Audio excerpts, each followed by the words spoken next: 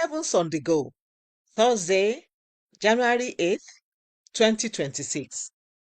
Topic: Don't ensnare yourself. Memory verse: Proverbs 18:21. Death and life are in the power of the tongue, and they that love it shall eat the fruit thereof. Bible reading: 2 Samuel 1:1-16. Now it came to pass, after the death of Saul, when David was returned from the slaughter of the Amalekites, and David had abode 2 days in Ziklag. It came even to pass on the 3rd day, that, behold, a man came out of the camp from Saul with his clothes rent, and earth upon his head.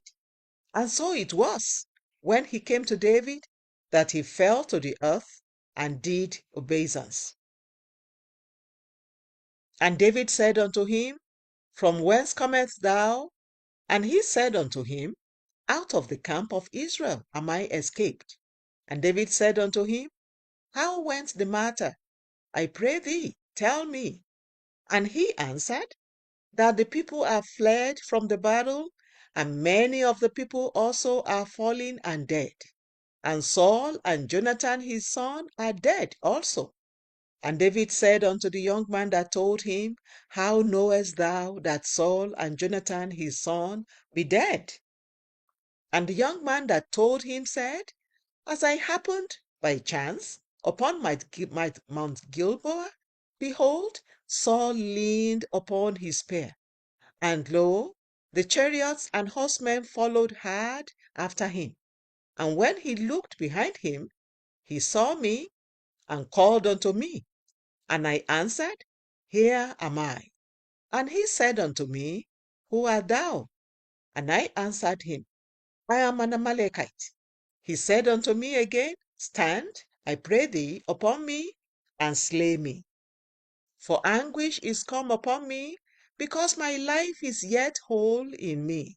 So I stood upon him, and slew him, because I was sure that he could not live after that he was fallen. And I took the crown that was upon his head, and the bracelet that was on his arm, and have brought them hither unto my Lord. Then David took hold on his clothes, and rent them, and likewise all the men that were with him. And they mourned, and wept, and fasted until even, for Saul, and for Jonathan his son, and for the people of the Lord, and for the house of Israel, because they were fallen by the sword.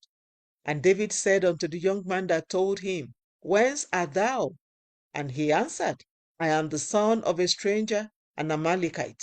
And David said unto him, How wast thou not afraid to stretch forth thy hand to destroy the Lord's anointed?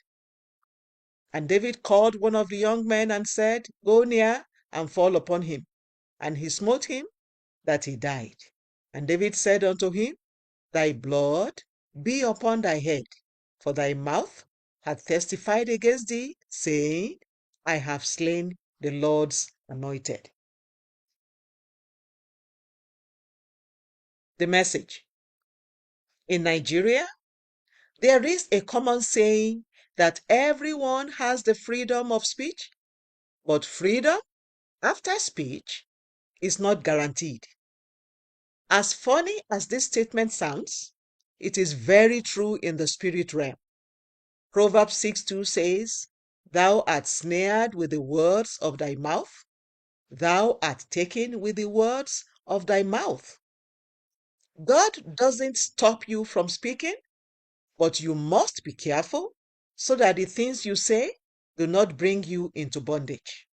Some time ago, a woman who had been looking for the fruit of the womb for many years told God in her desperation, Lord, just let me get pregnant once. Then you can take my life on the day of delivery. I just want this reproach to be over. When it was time to deliver, she came to RCCG's maternity clinic. For days, this woman remained in labor. Her condition was so bad that they had to call me to pray for her. After asking her some questions, we discovered what she had said earlier, and I said to myself, if this woman wanted to die, why then did she choose to come here? Apparently, she did not want to die anymore. We cried to God for mercy, and He answered. She delivered safely and went home with her baby in good health. Imagine if there was no man of God available to cancel the pronouncement she had made on herself in her desperation. She could have died. Today's Bible reading tells us the story of a young man who was destroyed by his words. After Saul's death, this man, who was an Amalekite, ran to David to tell him that he had killed Saul, even though he was not the one who killed him. 1 Samuel 31, 1-6. He thought telling David that he had killed Saul would grant him favor before David, but the opposite was the case, and his words became his death sentence. When David heard him say that he had killed Saul, the anointed king of God's people, he commanded one of the young men with him to execute him. Beloved, be mindful of the words you speak, especially when you are highly emotional. Do not allow your emotions, whether excitement, happiness, anger, sadness, or frustration, to push you to say things that can put you in bondage and hurt your destiny. I pray that you will speak with wisdom and grace. May your words never bring you into bondage in Jesus' name. Key point. Your words can put you in trouble. Be mindful of what you say. Bible reading in 1 year, Genesis 26-28. Hymn for today. Guide me, O thou great Jehovah. The Open Heavens is written by Pastor E.A. Adeboye, the General Overseer of the Redeemed Christian Church of God. God bless you.